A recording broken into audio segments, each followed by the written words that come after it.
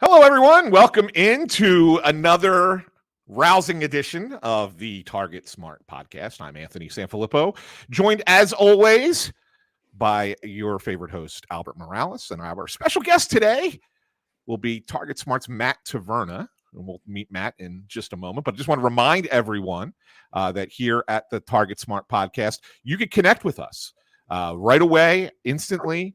You can find us on X. At Target Smart. You can find us on Facebook at Target Smart DC. Also look us up on LinkedIn. And then we also ask that you subscribe to the show. And you can subscribe to us at Apple Podcasts, Spotify, Pandora, Amazon Music, wherever you get your podcasts. You get YouTube Music, but they took over Google Play. Now you can listen to the podcast through YouTube, or you can actually watch the video on YouTube. And if you're on YouTube, please subscribe and like the show. But like I said, once again, our guest today, our guest host is Matt Taverna from Target Smart. And I'm going to let Albert do the introduction, but I'll tell you now, when I first started working for our group of companies, it's been about 8 years now, a little over 8 years, 8.5 years. One of the very first people that I met when I walked into the old Target Smart offices down in DC was Matt Taverna. And it's good to see Matt today. And I told him, I said, he's a little grayer, I'm a little balder, but we're still doing this 8 years later. Yeah, so we're still, and I think we're still paisans. Yeah, we're still paisans, Matt. That's right. So it's good to see it. But I'll let Albert do the whole introduction thing. Hey, sorry to hear about your Phillies first. I know you're in mourning and took a lot for you to get out of bed this week. That was depressing. That was a depressing week. Yes, I can't even talk about it. I'm just glad I didn't throw any money on the table on your. I'm just glad Bryce Harper didn't win another World Series. I hear. Here we go. It's all good. Okay. It's all good. I'll live. All right. Well, the show must get underway, Anthony. And this week, I feel kind of honored because Matt Taverna is a legend, not only in the business of data, but in the office, even though we're virtual.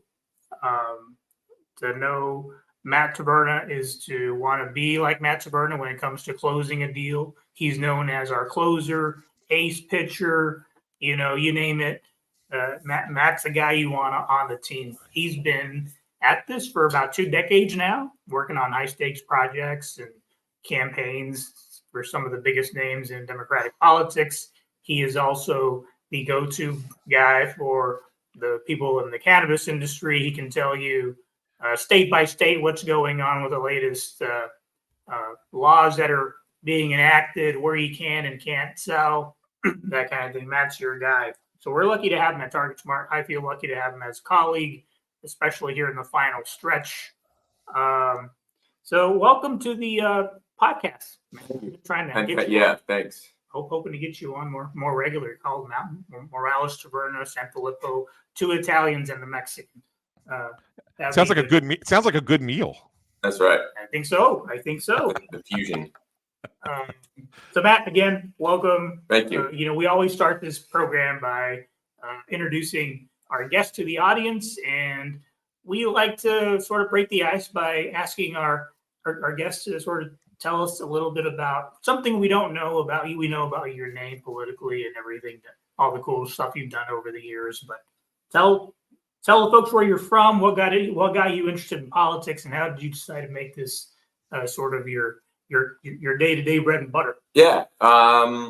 So I was born and raised in Boston, Mass. Boston, Massachusetts, and I got into kind of canvassing and politics at a relatively young age. It's like in like middle school and high school where I was canvassing for local candidates who had been like they had worked at like the summer camp that I went to. Yeah. And then they grew up and ran for office, and then actually I worked at that summer camp. And so it's kind of like a town institution of like working for like the Parks and Rec, and they would kind of, the politicians would come and ask for volunteers, and we would do that. So it was kind of like very civically minded. My parents both are municipal employees. My dad's a city engineer. Newton, Mass. He's retiring Still this working. year. Yeah. Wow. And my mom just retired she was a school nurse, and she was NEA for a long time. And so I went to school in Virginia at the College of William and Mary, and was close enough to DC that I was able to be here sometimes, and then got into data really in after college. My first job was with the National Association of Attorneys General and working in tobacco control, and looking at that era of time, like the early to mid 2000s of when the tobacco settlement happened. There's a lot of monitoring of data, and I kind of got a real knack for being able to acquire publicly available data sets and kind of apply them to different applications that we were doing to monitor tobacco settlement data. And I saw how powerful that was, how powerful actually hard data and evidence to hold certain causes to account. Yeah. And the application to politics came really after John Kerry lost in 2004. There was a big boom of kind of data and software happening in the Democratic space. An exciting time to be in DC. Obviously, the 06 election and then the 08 primary was really a really big and exciting time to be in politics and in data and software in particular. So got into the political and Democratic industry then, having the experience from kind of working with state governments and associations, and it was a good fit. And yeah, I mean, And here you are. Here I am, still doing it. Yeah, it's more. The more things change, the more they stay the same. But yeah, Matt, you talk about that data boom, kind of leading into the first Obama election. You've been at Target Smart now almost longer than everyone. Can you kind of walk us through? Like I said, I remember when I first started. A lot has changed since I started in 2016. But can you kind of walk us through how the company ascended from its humble beginnings to become basically the leading provider of data for the Democratic Party? Yeah, I mean, I think that it kind of a speed read view of that era. Of, you had to contest the real investment in the kind of the modern version of the whole space that we live in was like, between 04 or really 05 after the, Kerry and Bush and Kerry lost, into right up through obviously President Obama's win in 2008. And during that time, there was a heavy kind of financial investment and kind of look at the way data was being compiled at the national level from like the DNC and kind of outside organizations. That conversation was kind of put on, for lack of a better term, like put on steroids, because there was a, very heavily contested primary between Hillary Clinton and Barack Obama. And so that kind of had, really laid what the good thing that happened was that like 1,000 flowers bloomed. And I think Target Smart came out of 2008 as a really strong partner for data processing and data accuracy. And so I think by the time I joined, right before the 2012 cycle began, the kind of like the workforce mentality of Target Smart being like the place you would go. I sometimes call us the FedEx. Like, the old commercial where it absolutely positively has to be there. That was something that Target Smart did. We continue to do. And so when there were offshoot sort of vendors kind of popping up and a lot of innovation happening in the space, Target Smart, we made the decision very early on that we would be able to service, if we could service kind of everybody and have kind of standards built on top of what the processing we were doing. That was the way, first of all, to best serve all our clients and then to best serve the progressive movement and the democratic movement that we were part of, but also to grow the business. And so we have a couple of unique IDs on our records that are kind of pervasive, and some are static, some change. But the important thing is that it's a ubiquitous way to use data across the progressive space, in both with our company, but also like with interchanging between software platforms. And our IDs kind of become a key to different pathways to use data. That really is sort of fascinating if you look at it from a sort of perspective of the way I think about it is if you were a telephone company back in the day, MCI had a market, Southwestern Bell had a market, these other offshoots, they were all regional. But here you have a company like Target Smart. You have to be really good at providing data for every state. Right. Regardless of whether the county clerk is still using a fax machine, which in some cases they still were not too long ago, just to get your returns or whatever data you were looking for. So the ascension, I think, is quite remarkable. And coming from a polling background, working for polling firms a greater part of the last 10 years before joining Target Smart, it was gospel that if you wanted really good data, you went to Target Smart if you could afford it, because product. Yeah, I mean, it's like, and I think that I think that it also stems from we have a very strong relationship with the Democratic state parties and the DNC, and like that, the kind of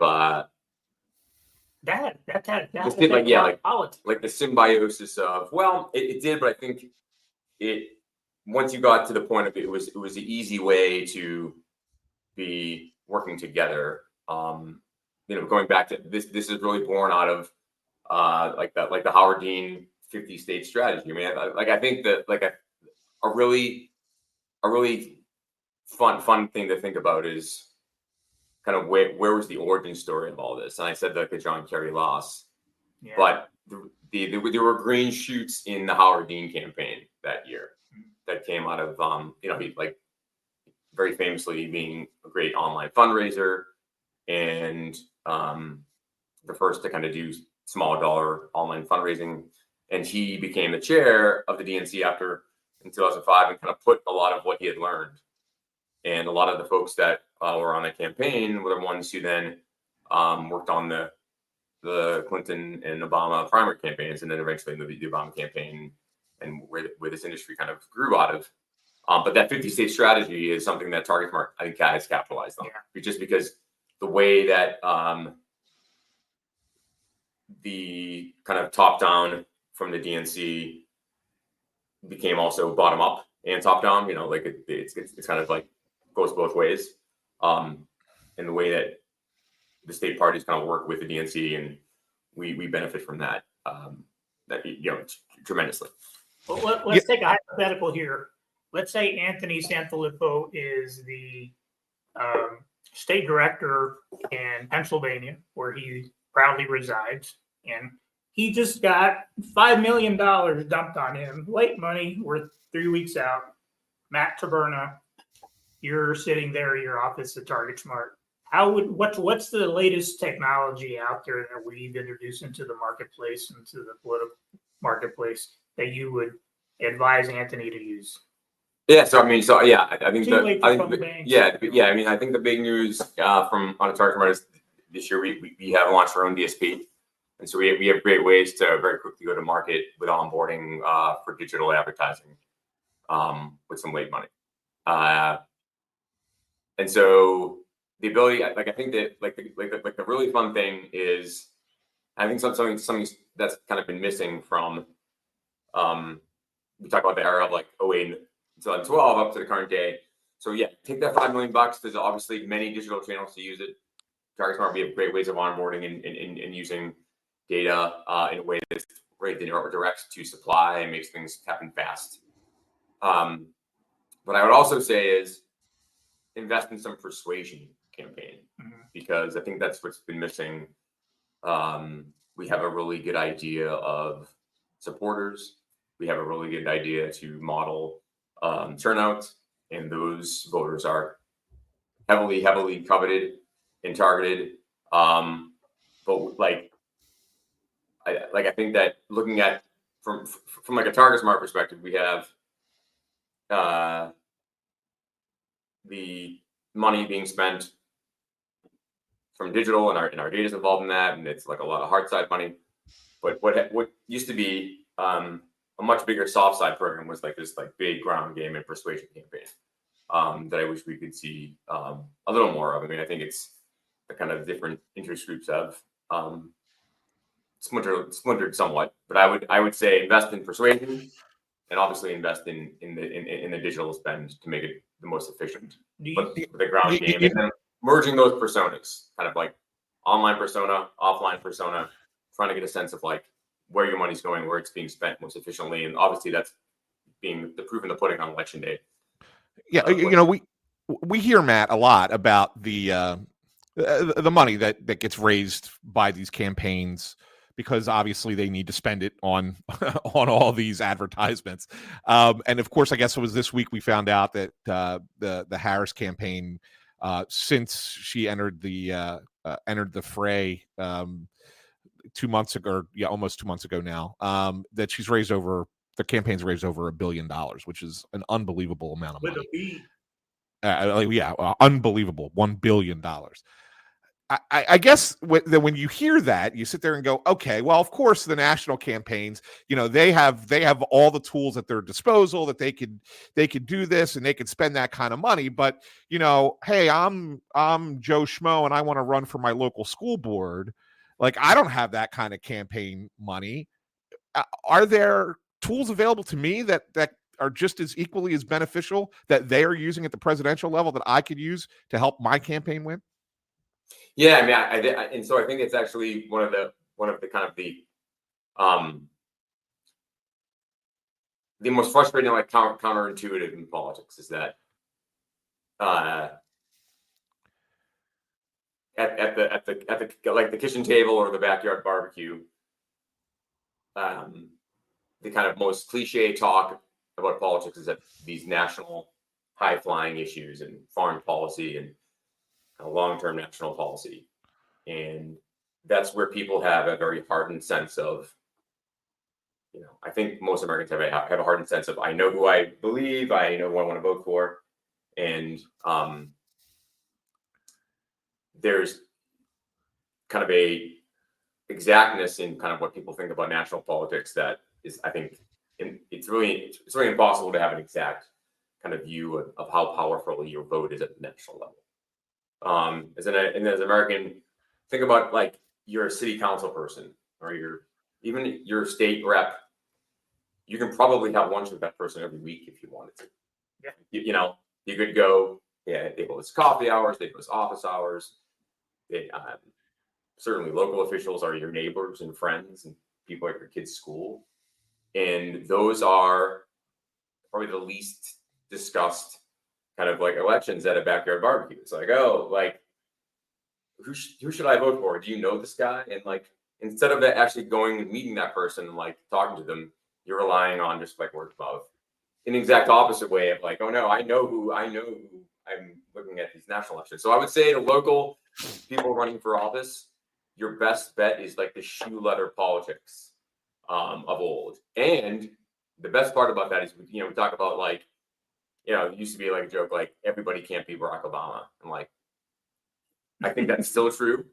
Like, but you can use a lot of the technology that, has developed over the past, 20 years in putting that shoe leather politics into actions. So like when you do door knocking, you have things like, your vote builder. If you're a declared candidate, there's other software. If you're kind of a issue association, you have really good targeting that kind of comes off the file you're using. Keeping good data always is like the name of the game. It helps you win this election, helps you win the next election. And then by good data, I mean standardizing formats, making sure data entry happens, making sure that you're actually doing some data hygiene at some point in your campaign by like talking to your state party, talking to your local county, party about how to do data maintenance, and then just being smart about like how you think certain technologies can actually be effective. So if you're running for city council, maybe broadcast TV is not the right choice for you. But the But the- DSP. But there are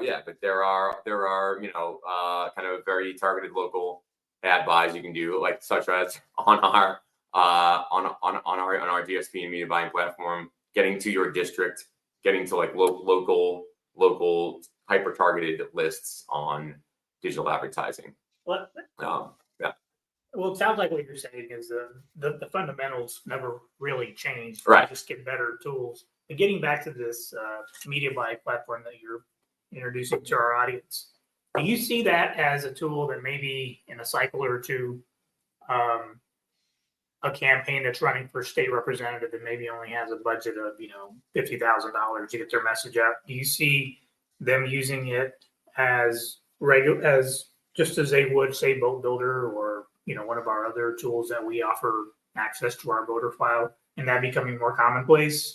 Yeah, I mean, I think that what we have been able to do and we want to continue to do is to be able to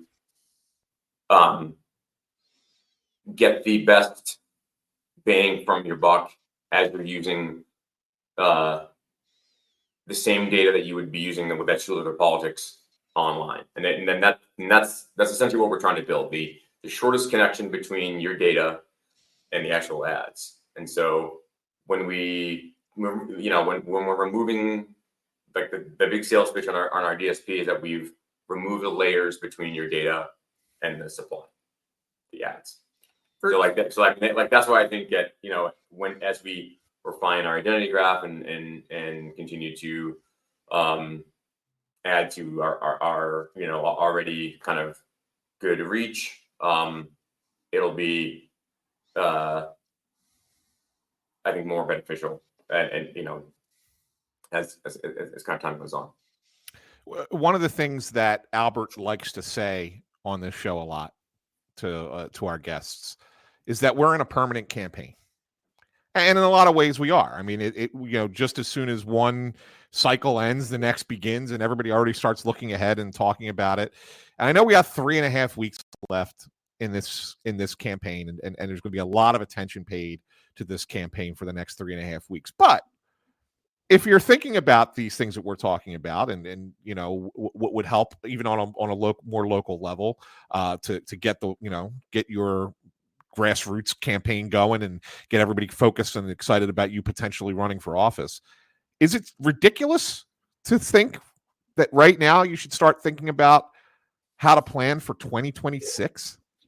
Is that outrageous? No, that's what I'm asking. Yeah. No, this is the exact time, and I think that like the one analogy,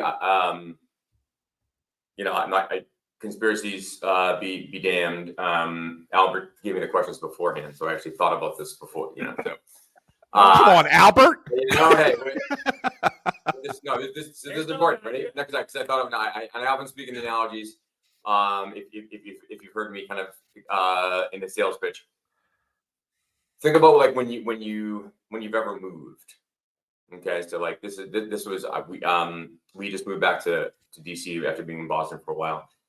And you have this big moving truck come, and you've been planning for that event for months and months.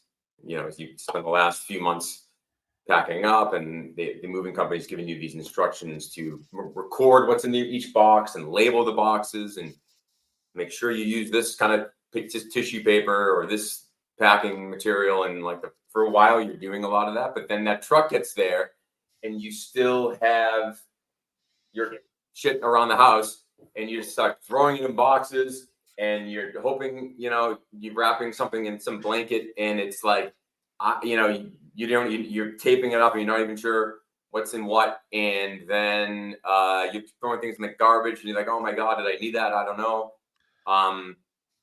And then there without a doubt and I said to Anthony, I've been aging myself kind of all cycle here with some of the stories I've been telling, but the 10 boxes that you have no godly idea of what's in them when you get to your house, you have made just like a pretty awful error, because the worst part about that is the only reason they're there is because those are the most important ones.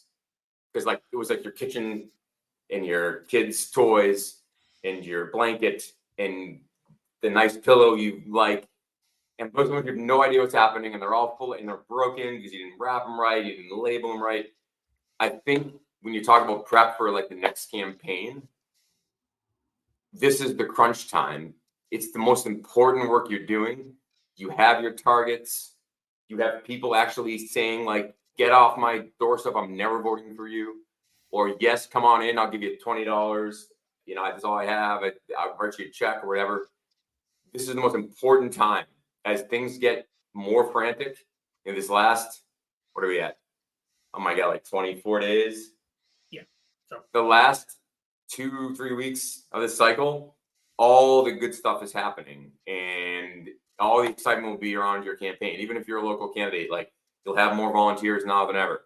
You'll have more like late nights now than ever.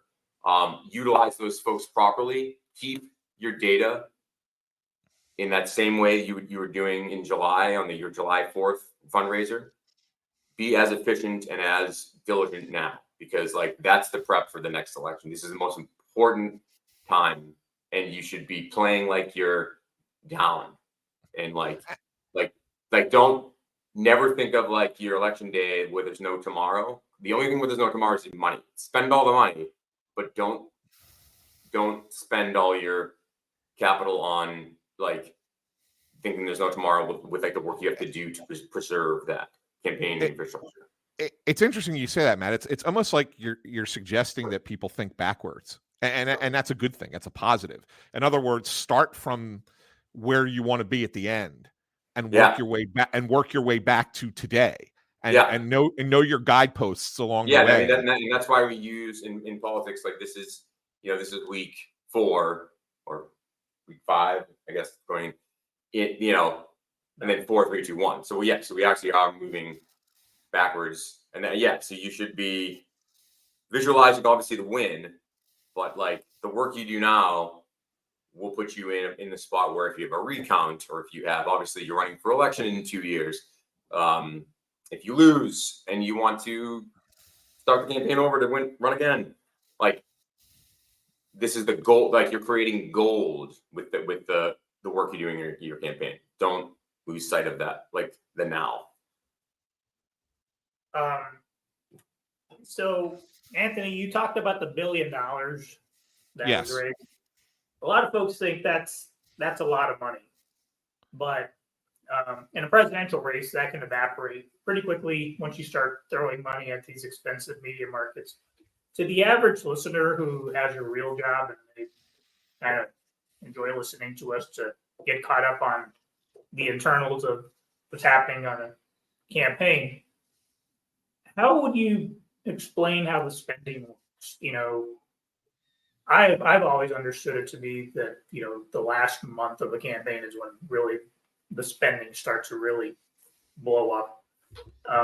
Can you walk our audience through how that sort of formula is, how people come up with how campaign managers determine, is it because they hear the point system on, buying TV, radio, whatever.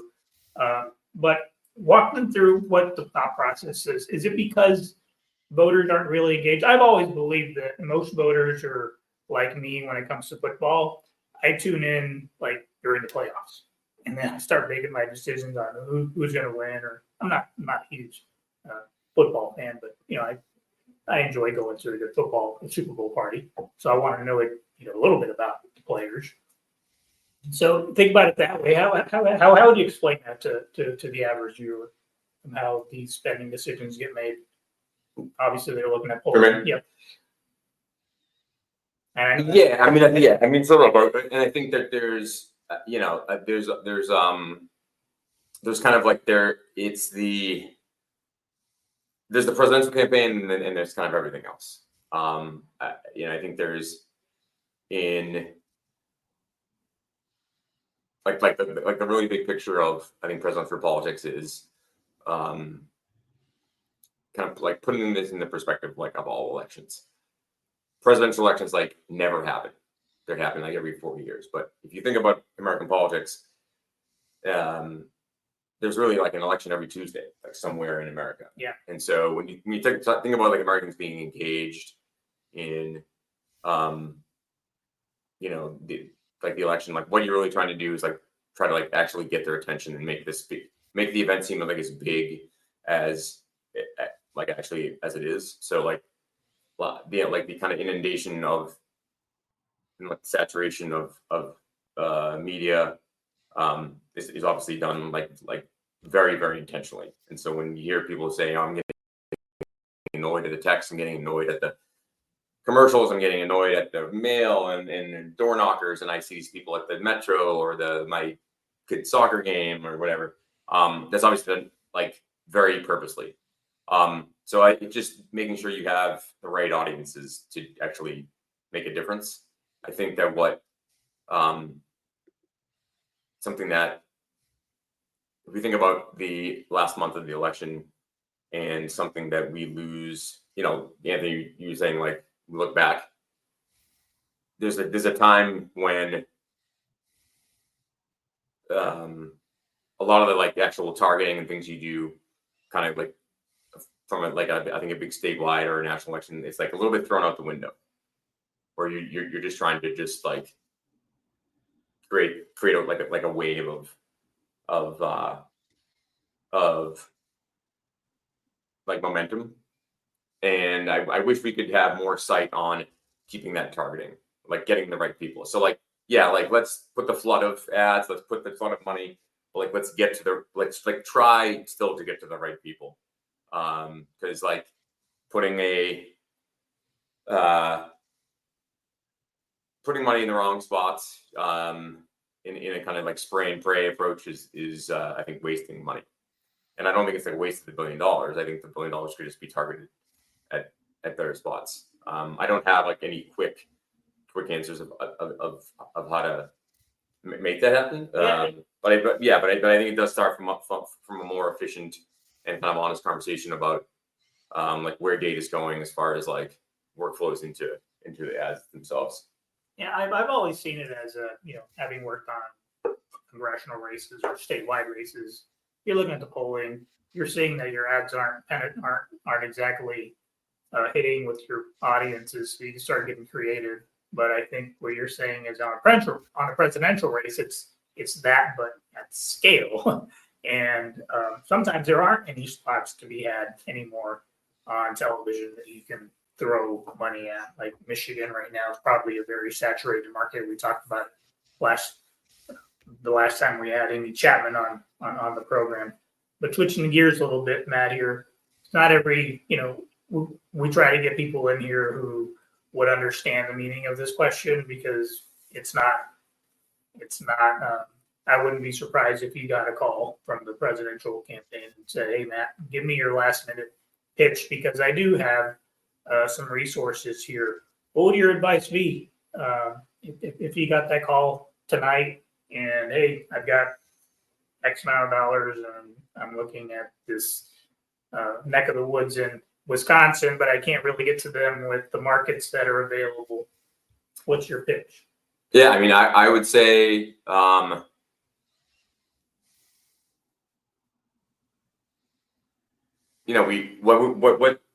what I think that keep an eye on your action takers. Try to get a whole view of the persona of the folks that you actually want to turn out, which means kind of like looking across from your fundraising data to actions you're taking in real time in the field, and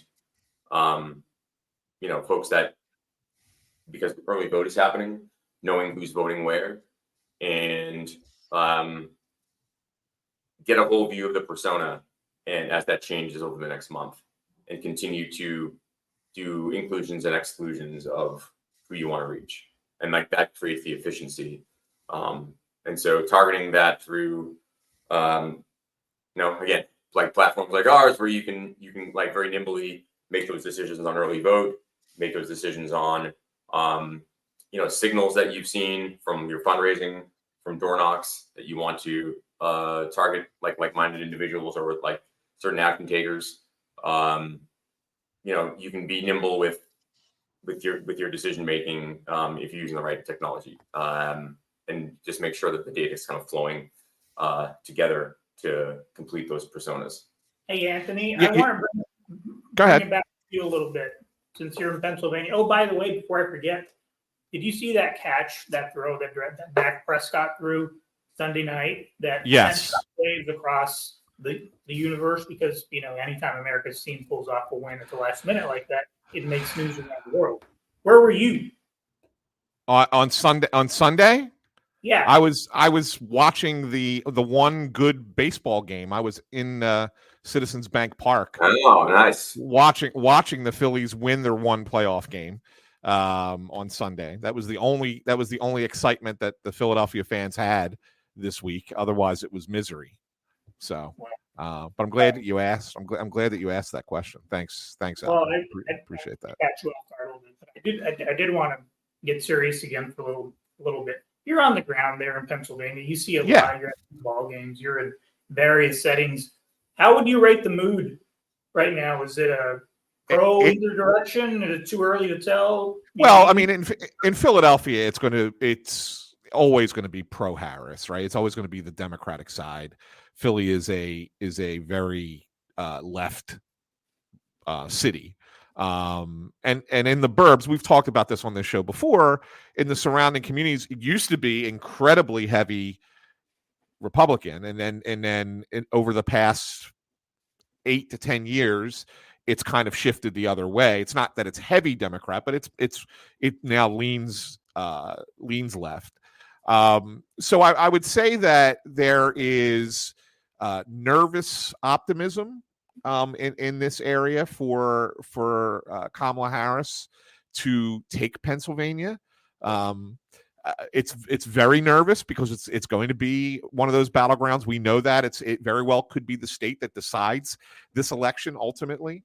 But that's kind of when you talk to people, you get their sense of it, and then you kind of feel like, yeah, we think that she's going to win, but we're just keeping our fingers crossed because we're not 100% sure. I think that's kind of how it is in Pennsylvania right now, and I would anticipate that it's probably like that in 5 or 6 other states as well, right? I mean, we know what the battlegrounds are, and we kind of know which ones are leaning a certain way and not leaning another way. But I think that there is a little bit of unsure, but still slightly confident, if that makes sense. Matt, you follow the media buys closer than most, especially at the firm. What's your crystal ball telling you right now about the 7 swing states? Do you think that'll expand the last week? I still think we're a little bit too early, but I don't know. Not every day we get something. Yeah, no, I think it's going to be pretty static as we head to the finish here. I mean, like you see polling kind of like every poll is kind of converging on a toss up, and I actually, one of the things that I look at is the Princeton election consortium, and the House, the Senate, and presidential has all converged on a toss up. Yeah, I mean, I'm interested in seeing, kind of like taking myself away from wearing my partisan Democrat hat, and more into the kind of academic view of things of like how polling is actually going to work this year. Yeah, because I think there was, and I wouldn't say like there have been misfires. Yeah, I would say there's been misfires. There's been ways of like really misreading a lot of the polling, and I think that's probably a misfire from how some of these things are explained. But just like it's going to be interesting because it feels as though, or at least I think the races kind of plateaued a bit. But I think the momentum has felt very strongly toward the Harris campaign and the Democrats for the past couple months, at least. But there's still quite a few toss-ups. I don't know. I go back and forth like every day, where I have like a really sense of like ease and relaxation to the kind of moments of just like utter doom. But I think a lot of that's like PTSD from 2016. Yeah, like we're seeing the pitfalls coming, I think, this time around. And we have I think, better view of possibilities than then. I don't know. My view my unsolicited view hasn't really shifted from, where we were after the Dobbs decision, Roe. And it sounds like it's a very simplistic view, I think, but there are more women registered voters than there are men in this country, right? Something like 10 million more if you look at the national voter rolls. And I know this comes down to 7 specific states. You could argue, whether there's more or less. But when you launch your campaign attacking a majority of these voters, I'm not saying they all vote the same, but this reminds me of what 2016 was like. And I remember talking to a Republican pollster who told me that the way polls are conducted is you take a group of voters that have a tendency to vote in presidential elections, the likely voters we hear about in the polling that's talked about on TV networks and whatnot. He said the error in 2016, at least on their side, was that they were leaving out these voters who had dropped off the last 2 presidential elections because they wouldn't fit the mold of a likely voter. So if you think back, 2008, Trump's hardcore base today, they always hated John McCain. They think people think it's this new phenomenon. The base of the Republican Party never was a huge fan of John McCain. I shouldn't say they hated him, but they didn't love him. Right? 4 years later, you get Mitt Romney.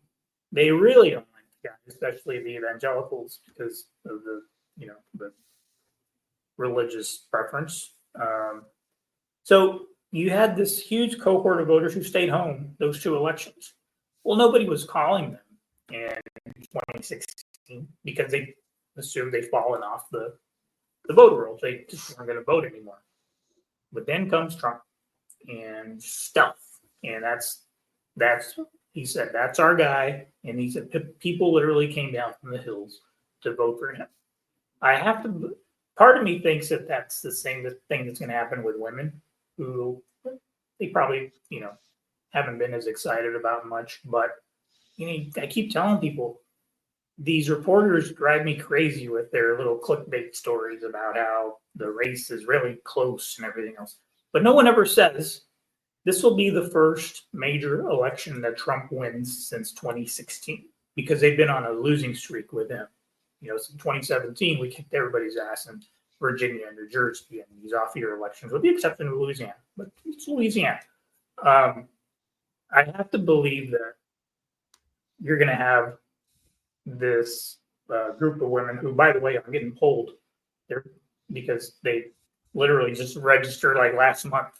So they're not in any polling universe that these pollsters are calling because they have no vote history. Some of them just turned 18 and they're voting. So I don't know.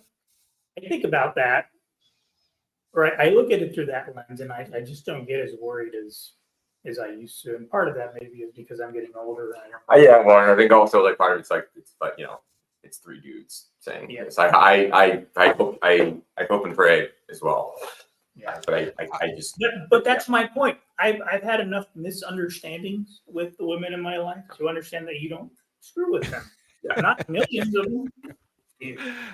Let me throw one other thing at you guys, and this is something that we didn't talk about in advance or plan in advance, but it's just something that I've been thinking about, and I think that there's an angle here toward what we have been talking about a little bit.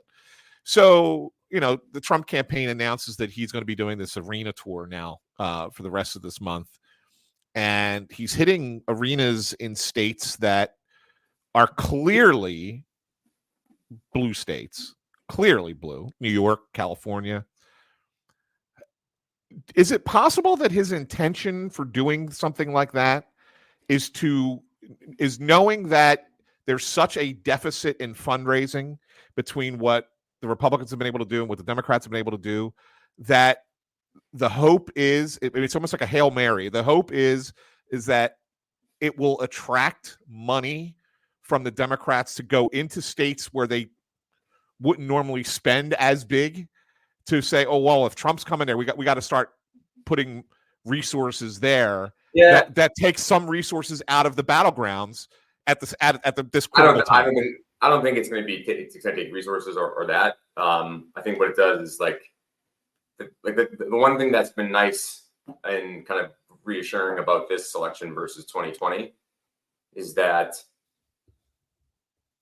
he was on the TV every day, and it was kind of like must-see TV. Like those afternoon press conferences on COVID, and then when it got into the campaign, and then he had COVID, and then he was commanding so much attention. And so I think this is this is an attention grab. So like if you think about New York and California, like those are also they're like bright blue, but they're just gigantic media markets. And so it's almost going to be like, he's trying to put himself into a spot where you're going to have to watch, and if he can cause some controversy and there's kind of like protests or what have you, he kind of wants that, like the kind of freak show that's been missing this cycle. Like there hasn't been a lot of a freak show, and that's like a very old DC term of like from like the days of ABC's The Note. Yeah, it's kind of been, as much as it's been a tumultuous kind of like constant upheavals, those have been kind of like pretty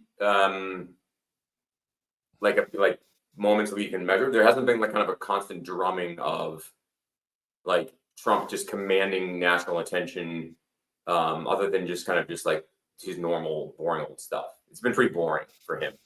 And so I think that he wants people to be a little bit, half of this stuff is getting the liberals angry enough so that it's kind of like raises the tensions on both sides. And I was going to, that was the one other thing I was going to ask. And I'm sorry to interrupt there, Albert, because I think that what Matt's getting to is kind of an interesting point as well, in that I was under the impression, and look, knock on wood, there's still 3.5 weeks to go. Anything can happen between now and Election Day. But I was kind of getting the feeling months ago that as we got closer and closer to Election Day, this was going to start to get to be really, really crazy. This, in this country as we were gearing up for it.